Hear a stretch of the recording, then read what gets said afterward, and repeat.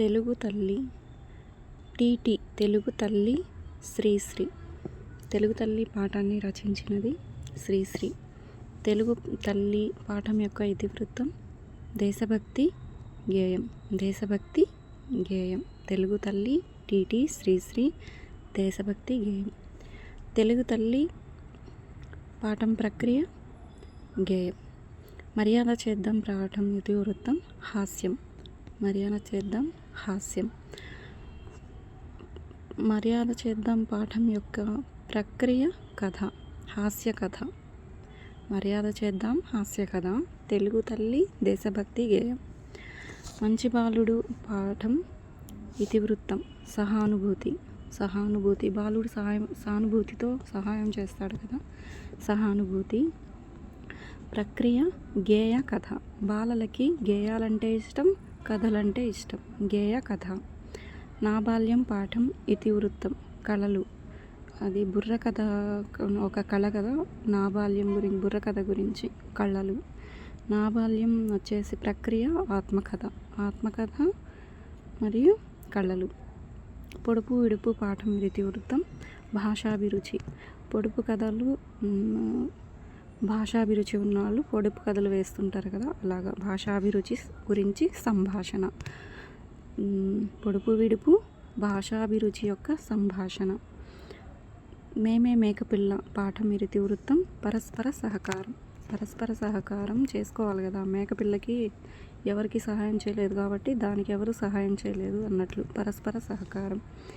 ప్రక్రియ కథ. మేమే మేకపిల్ల కథ పరస్పర సహకారం. పద్యరత్నాలు ఇతివృత్తం నైతిక విలువలు. పద్యరత్నాలు నైతిక విలువలు. పద్యరత్నాలు పాఠం యొక్క ప్రక్రియ పద్యాలు. ప్రక్రియ పద్యాలు. పద్యరత్నాలు పాఠం యొక్క ఇతివృత్తం నైతిక విలువలు. పద్యరత్నాలు మా ఊరి ఏరు. మా ఊరి ఏరు పాఠం యొక్క ఇతివృత్తం ప్రకృతి వర్ణన. ఏరు గురించి వర్ణిస్తాడు కదా. మా ఊరి ఏరు పాఠం ప్రక్రియ గేయం. పాట పాడుతూ ఏరు గురించి పాట పాడుతూ ప్రకృతి గురించి వర్ణిస్తాడు మా ఊరి ఏరు. తొలి పండుగ పాఠం యొక్క ఇతివృత్తం సంస్కృతి సాంప్రదాయాలు. తొలి పండుగ పాఠం ప్రక్రియ కథనం. సంస్కృతి సాంప్రదాయాల గురించి ఒక కథలు రాశారు. కథనం. కథనం అంటే చిన్నది, కథ కంటే ఇంకా చిన్నది కథనాలు. తొలి పండుగ పాఠం ప్రక్రియ కథనం. తెలుగు తల్లి పాఠం ఉంది కదా, తెలుగు తల్లి పాఠం రచయిత శ్రీశ్రీ. TT SS Sri Sri. శ్రీశ్రీ కాలం 1910 నుంచి 1983 వరకు. 1910-1983. శ్రీశ్రీ పూర్తి పేరు పూర్తి పేరు శ్రీరంగం శ్రీనివాసరావు. తెలుగు కవిత్వాన్ని మలుపు తిప్పిన శ్రీశ్రీ యొక్క కవిత ఏది అంటే మహాప్రస్థానం. తెలుగు కవిత్వాన్నే మలుపు తిప్పిన కథ మహాప్రస్థానం. శ్రీశ్రీ యొక్క స్వీయ చరిత్ర ఏంటి అంటే అనంతం. అనంతం వచ్చేసి శ్రీశ్రీ యొక్క స్వీయ చరిత్ర. శ్రీశ్రీ రచనలు మహాప్రస్థానం, మరో ప్రస్థానం, ఖడ్గ సృష్టి. తెలుగు కవిత్వాన్ని మలుపు తిప్పిందైతే మహాప్రస్థానం, మరో ప్రస్థానం, ఖడ్గ సృష్టి. ఇవి మూడు శ్రీశ్రీ యొక్క రచనలు. తెలుగు తల్లి పాఠం రచయిత శ్రీశ్రీ. ఎలా గుర్తుపెట్టుకున్నాం? తెలుగు తల్లి అంటే టీటీ ఎస్ఎస్ శ్రీశ్రీ, శ్రీరంగం శ్రీనివాసరావు, మహాప్రస్థానం, మరో ప్రస్థానం మరియు ఖడ్గ సృష్టి. తల్లి భారతి వందనం. తల్లి భారతి వందనం ఉంది కదా, తల్లి భారత వందనం గేయం రచయిత ఎవరంటే దాశరథి కృష్ణమాచార్యులు. దాశరథి కృష్ణమాచార్యులు. ఈయన గురించి నిజాం నిరంకుశత్వం గురించి ధిక్కార స్వరం వినిపించింది. నిజాం నిరంకుశత్వం మీద ధిక్కార స్వరం వినిపించింది ఎవరు అంటే దాశరథి కృష్ణమాచార్యులు.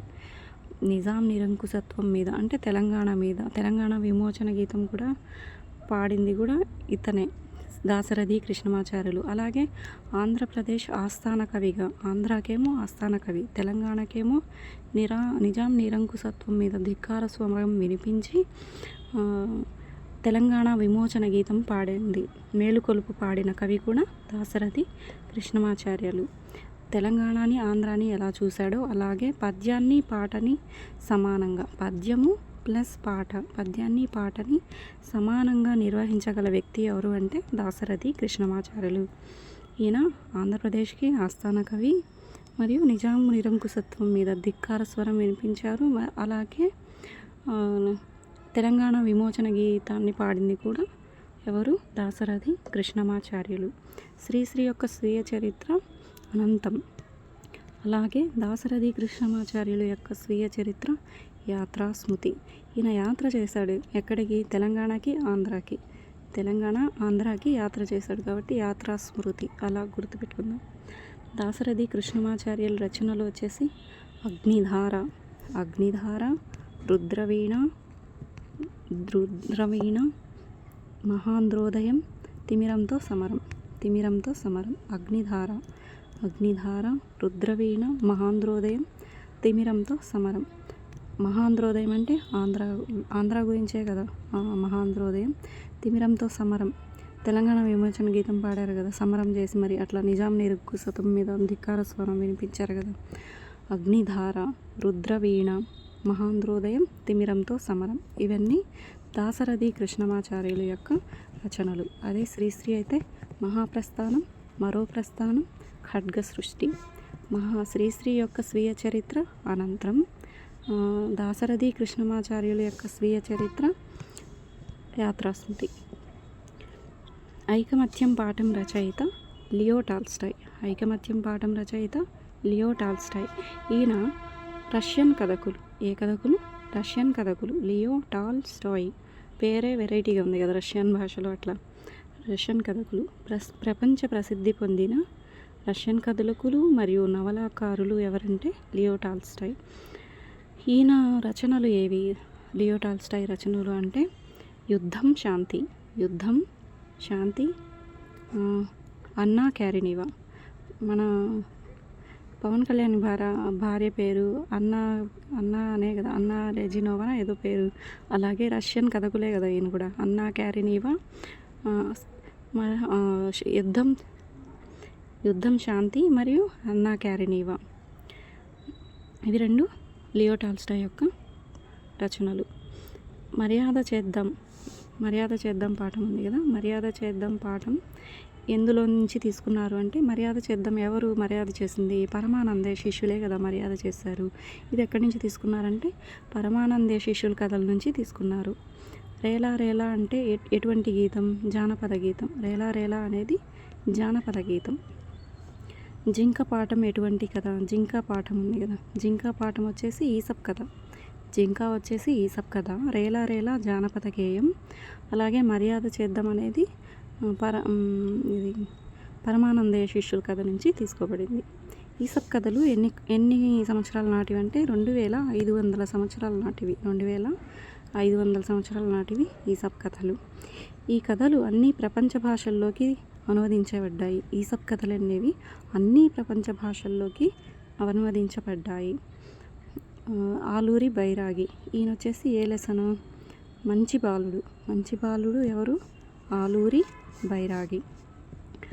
ఆలూరి బైరాగి లెసన్ ఏదంటే మంచి బాలుడు.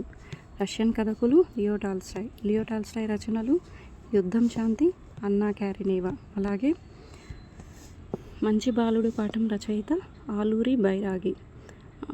20వ శతాబ్దపు అగ్రశ్రేణి కవులలో కవి ఎవరు అంటే ఆలూరి బైరాగి.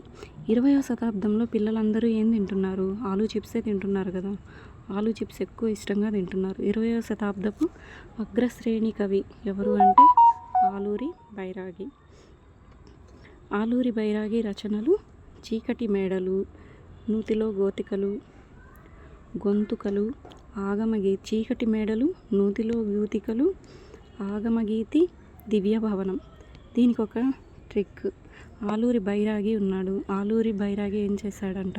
చీకటి పడిన నూతులు గొంతలు ఉన్న రోడ్లో వెళ్ళి దివ్య భవనం దగ్గర ఆగి మరీ ఆమెకి బాయి చెప్పాడంట. ఆగి మరీ బాయి చెప్పాడు. ఆగి అంటే ఆగమగీతి. దివ్య భవనం ఆయన రచనే. చీకటిలో నూతులు గొంతులు ఉన్న రోడ్డులో కూడా దివ్య భవనం దగ్గర ఆగి మరీ బాయ్ చెప్పారు. ఎవరు? బైరాగి. బై అంటే బైరాగి. చీకటిలో నూతులు గొంతులు ఉన్న రోడ్డులో దివ్య భవనం దగ్గర ఆగి మరీ బాయ్ చెప్పింది ఎవరు? ఆలూరి బైరాగి. బై అంటే బైరాగి. ఇట్లా గుర్తుపెట్టుకోవడానికి. ఆలూరి బైరాగి పొందిన పురస్కారం ఏంటంటే కేంద్ర సాహిత్య అకాడమీ పురస్కారం. ఎందుకు రాదు? చీకటిలో రోడ్లో గుంతలున్నా కానీ దివ్య భవనం దగ్గర ఆగి మరీ బాయ్ చెప్పాడు కాబట్టి ఆయనకి కేంద్ర సాహిత్య అకాడమీ అవార్డు కూడా వచ్చింది. మానవుని అస్తిత్వ వేదనను కవిత్వంగా వెలువరించిన కవి ఎవరంటే ఆలూరి బైరాగి. అస్తిత్వ వేదనను కవిత్వంగా వెలువరించిన కవి ఆలూరి బైరాగి. బాలల కోసం చక్కటి గేయాలు కథలు. గేయాలు ప్లస్ కథలు. బాలల కోసం గేయాలు కథలు. మానవుని అస్తిత్వ వేదనను కవిత్వంగా వెలువరించారు ఎవరు? ఆలూరి బైరాగి. ఇంకా బావిలోని నీళ్లు పాఠం ఎందులోనిది అంటే అక్బర్ బీర్బల్ కథలలోనిది. అక్బర్ బీర్బల్ కథలలోనిది బావిలోని నీళ్లు. కలపండి చేయి చేయి లసన్. కలపండి చేయి చేయి రచయిత ఎవరు? దేవులపల్లి వెంకటకృష్ణ శాస్త్రి. ఎలా గుర్తుపెట్టుకున్నాం? చేయి చేయి రెండు చేతులు కలిపే కదా దేవునికి నమస్కారం చేస్తాము, దండం పెట్టుకుంటాము. కలపండి చేయి చేయి దేవులపల్లి రెండు చేతులు కలిపి దేవునికి నమస్కారం చేస్తాం కదా, దేవులపల్లి వెంకటకృష్ణ శాస్త్రి. ఆధునిక కవిత్వంలో భావకవిత్వ యుగానికి తలుపులు తెరిచినది. భావకవిత్వం అంటే మన మనసులోని భావాలు, బాధలు, భావకవిత్వాలు ఎవరికి చెప్పుకుంటాం? దేవునికి చేతులెత్తి చెప్పుకుంటాం కదా. అది కలపండి చేయి చేయి కలిపి ఏం చేయాలి? దేవునికి దండం పెట్టుకోవాలి. దేవులపల్లి వెంకటకృష్ణ శాస్త్రి. అలాగే మన మనసులోని భావాలు, బాధనలు ఎవరికి చెప్పుకోవాలి? దేవులపల్లి వెంకటకృష్ణ శాస్త్రి. భావకవిత్వ యుగానికి తలుపులు తెరిచింది ఎవరంటే దేవులపల్లి కృష్ణశాస్త్రి. అచ్చమైన తెలుగు కవి ఎవరు అంటే దేవులపల్లి వెంకటకృష్ణ శాస్త్రి. అచ్చమైన తెలుగు కవి. అలాగే కవిత్వ లక్షణాలు ఏమిటి? దేవులపల్లి వెంకటకృష్ణ శాస్త్రి యొక్క కవిత్వ లక్షణాలు: అక్షర రమ్యత, భావనా సౌకుమార్యం, శబ్ద సంస్కారం. అక్షర రమ్యత, భావనా సౌకర్యం, శబ్ద సంస్కారం. ఇవన్నీ దేవులపల్లి వెంకటకృష్ణ శాస్త్రి యొక్క లక్షణాలు, కవిత్వ యొక్క లక్షణాలు.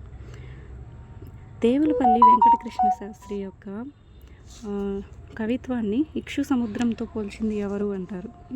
శ్రీశ్రీ వచ్చేసి శ్రీశ్రీ దేవులపల్లి యొక్క కవిత్వాన్ని ఇక్షు సముద్రంతో పోల్చారు. ఎవరి కవిత్వాన్ని? దేవులపల్లి కవిత్వాన్ని. ఎవరు? శ్రీశ్రీ. దేంతో పోల్చారు? ఇక్షు సముద్రంతో. దేవులపల్లి కృష్ణశాస్త్రి రచనలు: కృష్ణపక్షం, ఊర్వశి, ప్రవాసం.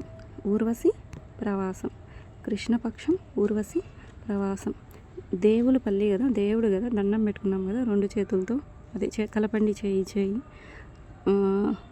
కృష్ణుని దయ వల్ల ఎలా గుర్తుపెట్టుకున్నాం అంటే కృష్ణపక్షం, ఊర్వశి, ప్రవాసం. కృష్ణుని దయ వల్ల ఊర్వశి ప్రవాసం కదా, ప్రసవం అని గుర్తుపెట్టుకున్నాం. ప్రవాసం ప్రశాంతంగా జరిగింది దేవుని దయ వల్ల. దేవులపల్లి వెంకటకృష్ణ శాస్త్రి. కృష్ణుని దయ వల్ల ఊర్వశి ప్రసవం ప్రశాంతంగా జరిగింది, అట్లా గుర్తుపెట్టుకున్నాం. నాబాల్యం పాఠం రచయిత అంగడాల రమణమూర్తి. నాబాల్యం వచ్చేసి అంగడాల గారు రచించింది. షేక్ నాజర్ తన కథను తానే చెప్పుకున్నట్లుగా ఆయన చెప్పారు. ఎవరు? అంగడాల గారు. నాజర్ స్వీయ చరిత్రకు పింజారి అని పేరు పెట్టింది ఎవరు? నాజర్ యొక్క స్వీయ కథ ఏంది? పింజారి అనే పేరు పెట్టింది ఎవరంటే అంగడాల రమణమూర్తి గారు. నాజర్ గారు ఎక్కడ జన్మించారు అంటే గుంటూరు జిల్లాలోని పొన్నెకల్లు గ్రామంలో జన్మించారు. గుంటూరు జిల్లా పొన్నెకల్లు గ్రామంలో. ఎక్కడ జన్మించారు? గుంటూరు జిల్లాలోని పొన్నెకల్లు గ్రామంలో జన్మించారు నాజర్ గారు. ఆయన స్వీయ చరిత్రకు పింజారి అనే పేరు పెట్టింది ఎవరు అంటే ఈయన అంగడాల రమణమూర్తి గారు. ఈయన 1920 ఫిబ్రవరి 5న గుంటూరు జిల్లా 1920 ఫిబ్రవరి 1920 ఫిబ్రవరిలో 5th ఇక్కడ గుంటూరు జిల్లా పొన్నెకల్లో జన్మించారు. ఆయన మరణించింది కూడా ఫిబ్రవరి 22 ఫిబ్రవరి 5న జన్మించారు. ఫిబ్రవరి 22 1997లో మరణించారు. భారత ప్రభుత్వం పద్మశ్రీ పురస్కారాన్ని ఎప్పుడు ఇచ్చింది? శ్రీశ్రీకి భారత ప్రభుత్వం 1986లో పద్మశ్రీ పురస్కారాన్ని అందించింది. 1986లో పద్మశ్రీ ఎవరికి? నాజర్కి. షేక్ నాజర్ తల్లిదండ్రులు మస్తాన్ మరియు బీనాబీ. మస్తాన్ బీనాబీ ఎవరంటే నాజర్ యొక్క తల్లిదండ్రులు. నాజర్ ఎంచుకున్న ఇతివృత్తాలు ఏంటి? తన బుర్ర కథలకు ఎంచుకున్న ఇతివృత్తాలు ఏంటంటే పల్నాటి యుద్ధం, బొబ్బిలి యుద్ధం, వీరాభిమన్యు, అల్లూరి సీతారామరాజు, బెంగాల్ కరువు. బెంగాల్ కరువు ఒకటి ఎంచుకున్నారు. బెంగాల్లో కరువు వస్తుంది కదా, కరువు ఒకటి ఎంచుకున్నారు. యుద్ధాలు 2. అవి ఏ యుద్ధాలు? పల్నాటి యుద్ధం, బొబ్బిలి యుద్ధం, వీరాభిమన్యు మరియు అల్లూరి సీతారామరాజు కథ మరియు బెంగాల్ కరువు. మొత్తం 5. పల్నాటి యుద్ధాలు 2, వీరాభిమన్యు ఎవరికి? అల్లూరి సీతారామరాజుకి, బెంగాల్ కరువు గురించి 1. తల్లిదండ్రులు గురువుల ప్రోత్సాహంతో ఈయనకు ప్రాచీన జానపద కళారూపమైన బుర్ర పద ప్రక్రియకు కొత్త మెరుగులు దిద్దింది ఎవరంటే షేక్ నాజర్. బంగారు పాపాయి రచయిత ఎవరు అంటే మంచాల జగన్నాథరావు గారు.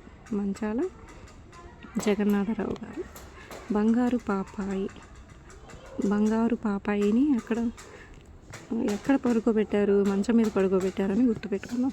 బంగారు పాపాయి మంచాల జగన్నాథరావు.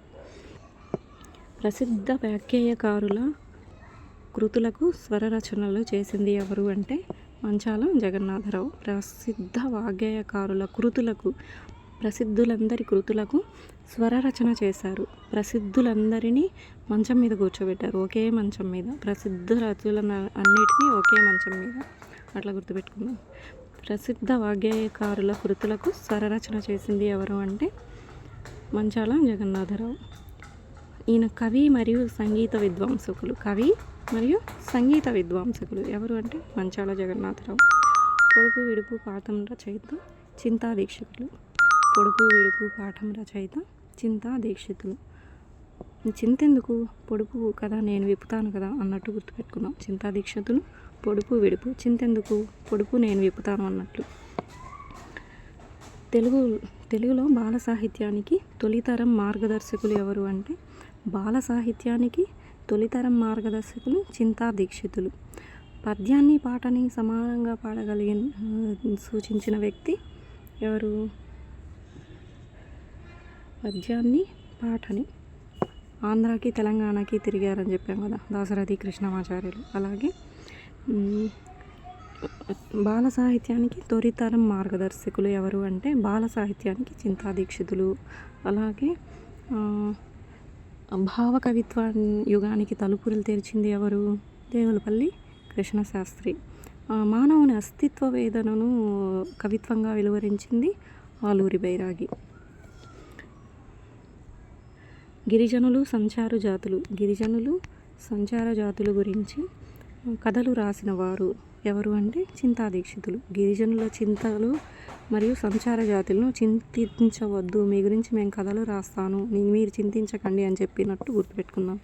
గిరిజనులు సంచార జాతుల గురించి కథలు రాసింది ఎవరు అంటే చింతా దీక్షితులు. గిరిజనులు చింత పెట్టుకోవద్దు అన్నట్టు, మీకు గురించి కథలు గారు తెలియజేస్తాను అన్నట్టు ఎవరు అంటే చింతా దీక్షితులు. చింతా దీక్షితుల రచనలు ఏవి అంటే ఏకాదశి, శబరి, వటీరావు కథలు, లక్కపిడతలు. ఏకాదశి, శబరి, వటీరావు కథలు, లక్కపిడతలు. ఎలా గుర్తుపెట్టుకుందామంటే ఏకాదశి రోజు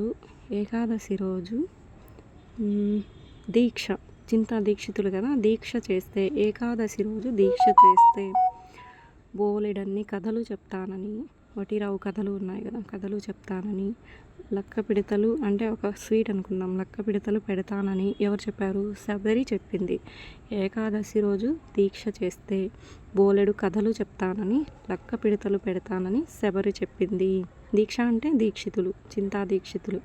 ఏకాదశి రోజు దీక్ష చేస్తే బోలెడు కథలు చెప్తానని, లక్క పిడతలు పెడతానని శబరి చెప్పింది. ఇలా గుర్తుపెట్టుకుందాం. జానపద గేయాలను సేకరించిన వారు ఎవరు అంటే, జానపద గేయాలు సేకరించిన వారు చింతా దీక్షితులు. చందమామ పాఠం రచయిత నండూరి రామ్మోహన్ రావు. నండూరి రామ్మోహన్ రావు చందమామ పాఠం యొక్క రచయిత. అనువాదకులు, గొప్ప భావకథకులు ఎవరు అంటే నండూరి రామ్మోహన్ రావు. నండూరి రామ్మోహన్ రావు రచనల ద్వారా విజ్ఞాన శాస్త్రాన్ని సులభమైన సాలస్యంలో పాఠకులకు పరిచయం చేశారు. అంటే నరావతారం, విశ్వరూపం. నరావతారంలో విశ్వరూపం చూపించింది ఎవరు? రాముడే కదా. నండూరి రామ్మోహన్ రావు. నరావతారంలో విశ్వరూపం చూపించింది ఎవరు? నండూరి రామ్మోహన్ రావు. ఏ కథలను చూపించారంటే విజ్ఞాన శాస్త్రాన్ని సులభమైన శైలిలో నరావతారం, విశ్వరూపం రచనల ద్వారా పరిచయం చేశారు. ఎవరు అంటే నండూరి రామ్మోహన్ రావు. రాముడే కదా నరావతారంలో విశ్వరూపం చూపించింది. అట్లా గుర్తుపెట్టుకుందాం.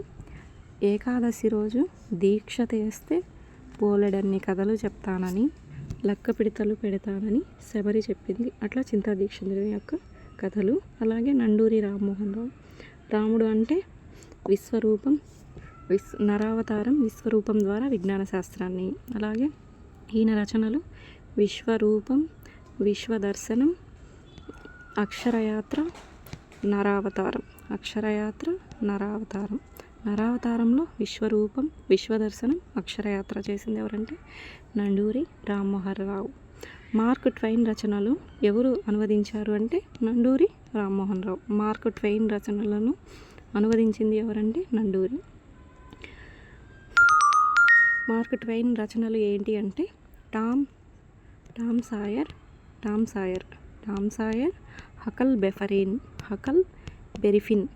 బెరిఫిన్ అనేవి ఎవరి రచనలు అంటే మార్క్ ట్వైన్ రచించిన రచనలను అనువదించింది ఎవరంటే నందూరి రామ్మోహన్ రావు.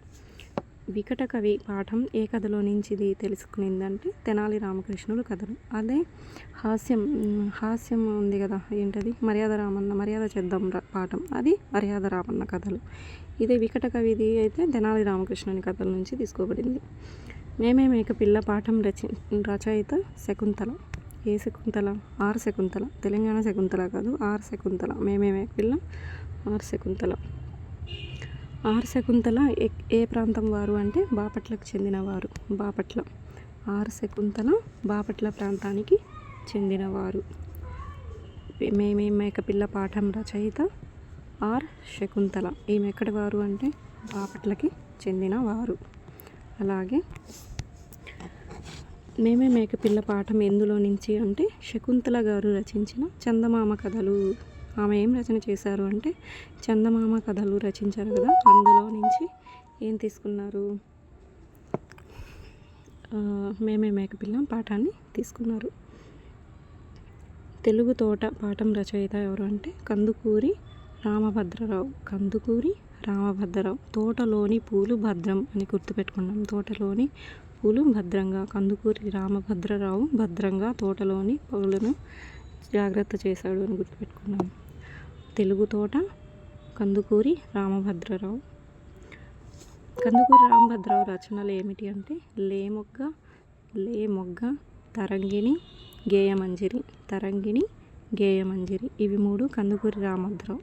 తోటలో ఏముంటాయి? మొగ్గలే ఉంటాయి. తరంగిణి, గేయమంజిరి. మొగ్గలను చూసి తరంగిణి గేయాలు పాడింది అని గుర్తుపెట్టుకున్నాం. తోటలో మొగ్గలను చూసి గేయం పాడింది ఎవరంటే తరంగిణి. ఈయన కవి మరియు విద్యావేత్త ఎవరు అంటే కందుకూరి రామభద్రరావు. కవి మరియు విద్యావేత్త. వేమన ఏ జిల్లా? కడప జిల్లా. వేమన ఎక్కడ ఉంటే కడప. వేమన సమాధి ఎక్కడ ఉందంటే అనంతపురం జిల్లా కదిరి ప్రాంతం. అనంతపురం జిల్లా కదిరి ప్రాంతంలోని కటారుపల్లెలో వేమన యొక్క ఏముంది? సమాధి ఉంది. సుమతి శతకాన్ని రచించింది ఎవరు? బద్దెన. సుమతి శతకం బద్దెన. ఈమె 13వ శతాబ్దం. బా ఎలా ఉంటుంది? ఇలా ఉంటుంది కదా. 13 ఇలా ఉంటుంది కదా. బా ఇలా ఉంటుంది, 13 ఇలా ఉంటుంది. బద్దెన 13వ శతాబ్దం. గువల చెన్నడు ఏ శతాబ్దం అంటే 17వ శతాబ్దం. 17-18 శతాబ్దాల మధ్య గువల చెన్నడు. గువల చెన్నడు ఏ ప్రాంతం వాడు? శకుంతల ఏ ప్రాంతం? బాపట్ల. అలాగే మన వేమన కడప జిల్లా. వేమన సమాధి ఎక్కడ ఉందంటే ఇంకా అనంతపురం జిల్లా కదిరి ప్రాంతంలో కటారుపల్లె. కదిరి ప్రాంతం కటారుపల్లెలో వేమన యొక్క సమాధి ఉంది.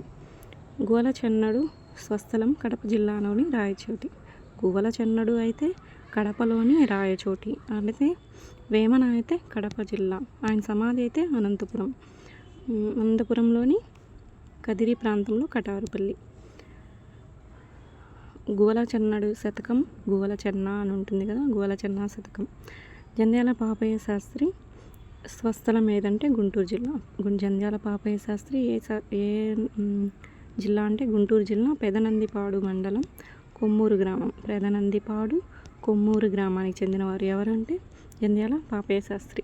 ఈయన రచనలు విజయశ్రీ, ఉదయశ్రీ, కరుణశ్రీ. ఆయన కలం పేరు కరుణశ్రీ. కరుణశ్రీ ఎవరి కలం పేరు అంటే జంధ్యాల పాపయ్య శాస్త్రి. దువ్వూరి రామిరెడ్డి స్వస్థలం నెల్లూరు జిల్లా. దువ్వూరి రామిరెడ్డి స్వస్థలం నెల్లూరు జిల్లా. దువ్వూరి రామిరెడ్డి రచనలు కృషివలుడు, జలదాంగన, గులాబీ తోట, పానశాల.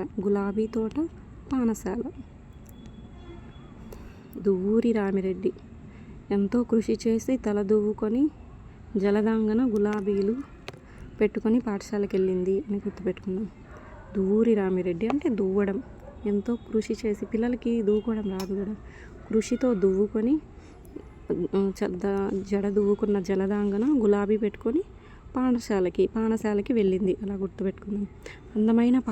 అందమైన పాఠం రచయిత జీవి సుబ్రహ్మణ్యం ఎవరు అంటే అందమైన పాటను రచించింది. మనకు బాలసుబ్రహ్మణ్యం ఉన్నారు కదా. బాలసుబ్రహ్మణ్యం అందమైన పాటలు చాలా పాటలు పాడారు కదా. అట్లా బాలసుబ్రహ్మణ్యం జీవి సుబ్రహ్మణ్యం అందమైన పాట అనే పాఠాన్ని రచించింది జీవి సుబ్రహ్మణ్యం. అలాగే తెలుగులో నవ్య సంప్రదాయ దృష్టితో సాహిత్య విమర్శన చేసిన వారు ఎవరు అంటే జీవి సుబ్రహ్మణ్యం. తెలుగులో నవ్య సంప్రదాయ దృష్టితో సాహిత్య విమర్శన, పాటలు పాడారు, సాహిత్య విమర్శన చేశారు. ఎవరు అంటే జీవి సుబ్రహ్మణ్యం. ఈయన రచనలు జీవి సుబ్రహ్మణ్యం రచనలు వీరరసం, రసోల్లాసం, సాహిత్య చరిత్రలో చర్చనీయాంశాలు. సాహిత్య చరిత్రలో చర్చనీయాంశాలు వచ్చేసి జీవి సుబ్రహ్మణ్యం యొక్క రచనలు. వీరరసం, రసోల్లాసం, సాహిత్య చరిత్రలో చర్చనీయాంశాలు. జీవి సుబ్రహ్మణ్యం ప్రత్యేకత ఏమిటి? విద్వాంసులు మరియు విమర్శకులు. ఎవరు? జీవి సుబ్రహ్మణ్యం. దిలీపుని కథ అనేది ఒక పురాణ కథ. దిలీపుని కథ పాఠం ఉంది కదా, అది ఒక పురాణ కథ. మా ఊరి ఏరు పాఠం రచయిత మధురాంతకం రాజారాం. మా ఊరి ఏరు మధురాంతకం రాజారాం. మా ఊరి ఏరు మధురాంతకం రాజారాం. సుప్రసిద్ధ కథకులు ఎవరు అంటే మధురాంతకం రాజారాం. రాయలసీమ జీవితాన్ని ప్రతిబింబిస్తూ 400కు పైగా కథలు రాశారు. ఎవరు అంటే మధురాంతకం రాజారాం. రాయలసీమ, రాయలు, మధురంగా ఎన్ని 400 రచనలు రాశారు. మధురం అంటే మాధురం రక్షణ పెడితే 4 అక్షరాలు 400 కథలు రాశారు. మధురంగా 400 కథలు. దేని గురించి? రాయలసీమ గురించి. మధురాంతకం రాజారాం ఎన్ని రచనలు చేశారు? 400 రచనలు చేశారు. మధురాంతకం రాజారాం అందుకున్న పురస్కారం కేంద్ర సాహిత్య అకాడమీ పురస్కారాన్ని అందుకున్నారు.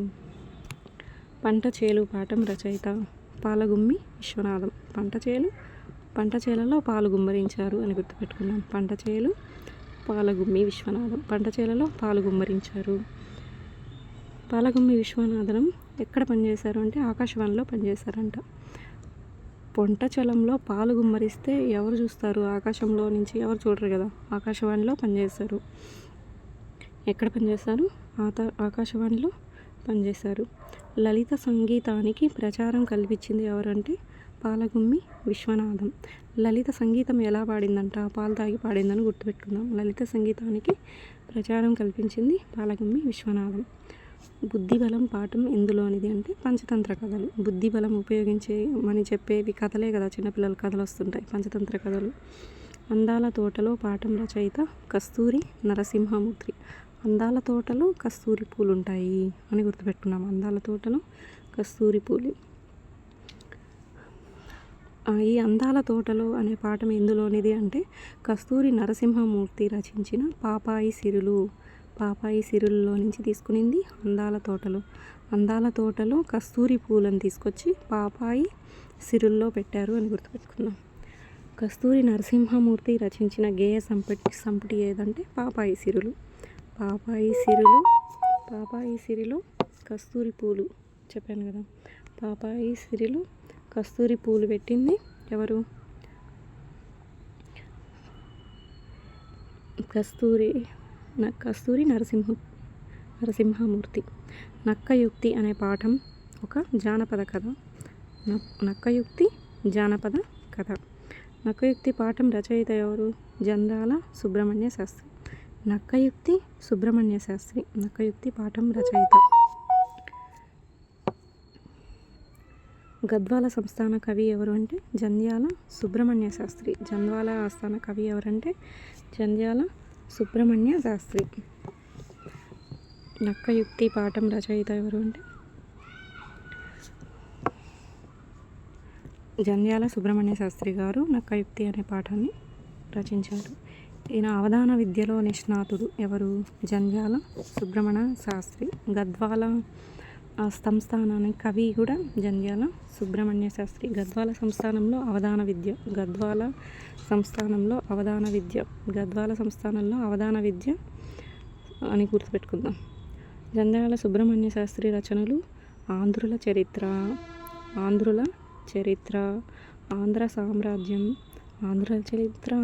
ఆంధ్ర సామ్రాజ్యం, రత్నలక్ష్మీ శతపథం,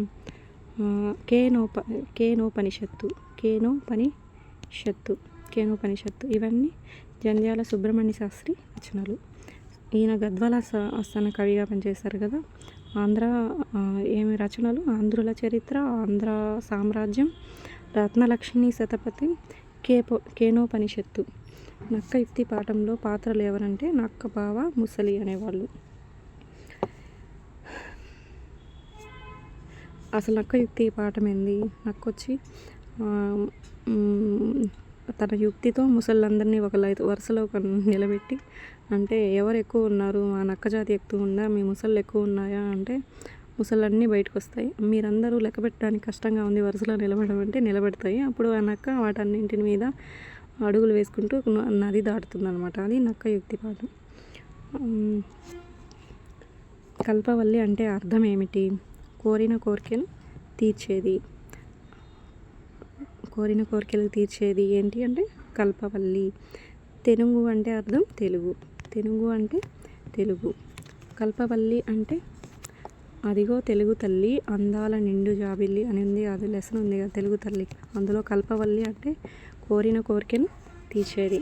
చంద్రశాల అంటే చలువరాతి మేడ.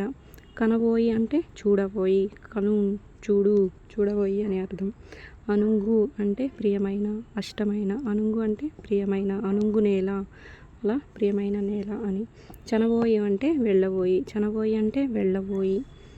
తెలుగు తల్లి పాఠంలో కవి తెలుగు తల్లిని ఎవరితో పోల్చాడు అంటే